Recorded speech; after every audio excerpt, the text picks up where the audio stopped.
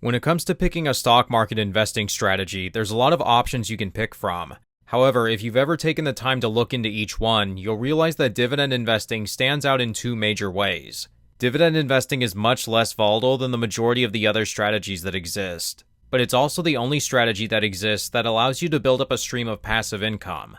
Every other investing style requires you to sell shares of your holdings, and if the market happens to be down over a period of time, then you'll have to eat into more of your investments to cover your expenses. Achieving the goal of living off dividends means that you can achieve living off your distributions alone without having to sell any of your capital.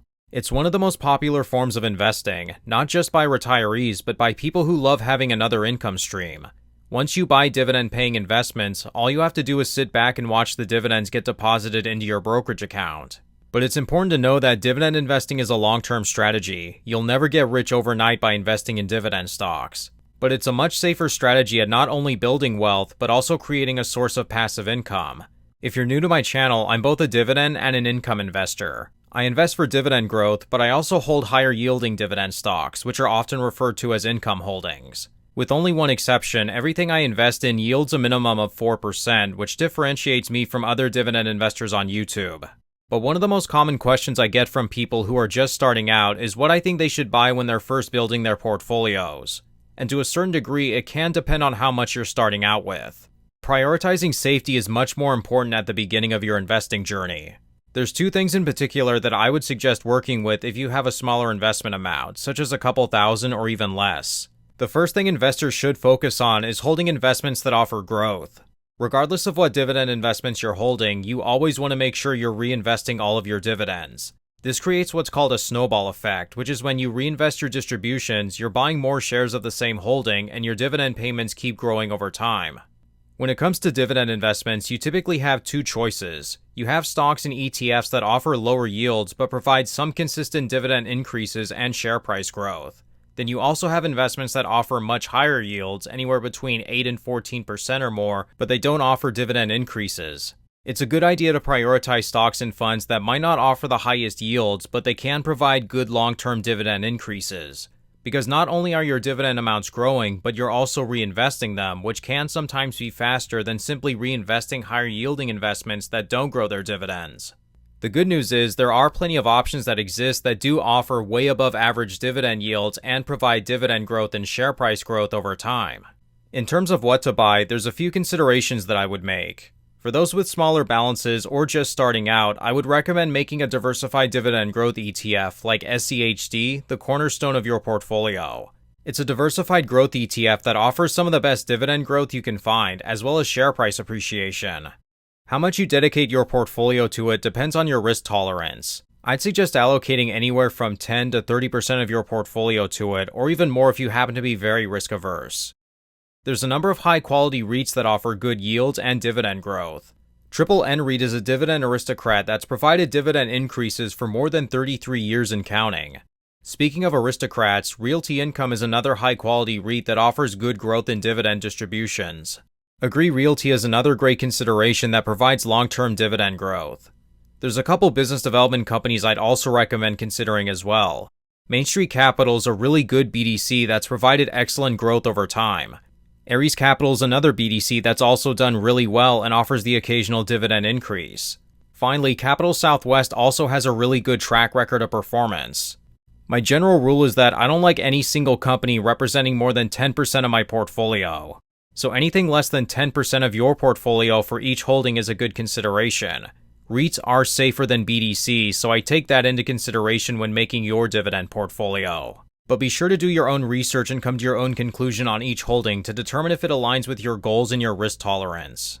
The second thing that I would recommend doing if you're starting with a smaller account balance, and this makes me stand out from other dividend investors, is that I think there's a special importance that needs to be focused on monthly paying investments. A monthly paying dividend investment isn't automatically a better investment by nature, but I think there is something really important about prioritizing monthly paying holdings if you're just getting started with a small balance.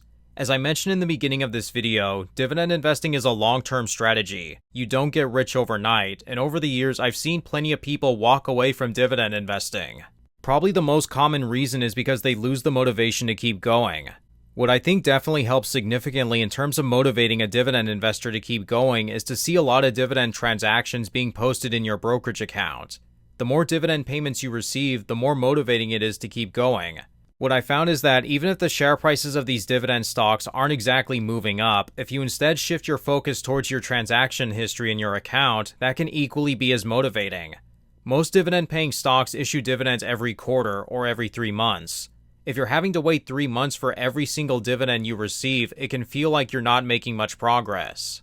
At the same time though, you have to know what kind of monthly paying investments to hold. Never ever pick a poor quality monthly paying investment over a higher quality quarterly paying investment. Unfortunately, there is a lot of hot garbage investments out there that pay monthly dividends because they know investors will be more enticed to invest in their poor performing company if they pay dividends monthly. But as time goes on, a lot of these investments, which are usually mortgage REITs, their dividends tend to get cut a lot. And even if you're reinvesting all of your dividends to allow for faster growth, a sizable dividend cut is still going to leave you at a loss. There are periods where some of these holdings can be really good, but as long-term investments, many of these M-REITs fall over time. So owning a combination of dividend growth investments, regardless if they pay monthly or quarterly, and specifically monthly paying investments, I think are two things investors should consider. Fortunately, there are plenty of good monthly paying dividend investments. A handful of what I discussed earlier, including Realty Income, Agree Realty, and Main Street Capital, pay monthly. But if you're interested in higher yielding monthly paying investments, there's plenty of opportunities out there. JEPQ is a monthly paying ETF, so it is diversified and it offers a yield of around 9%. This one can offer share price growth, but its dividends are largely dependent on market volatility, so it changes from month to month.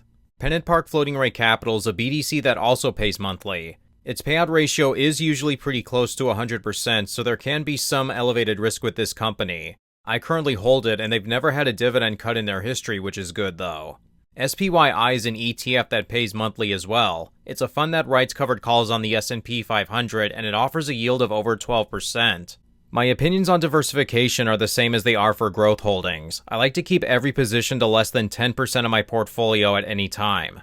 If you prefer growth over income, then it makes sense to hold fewer of these higher yielding monthly investments.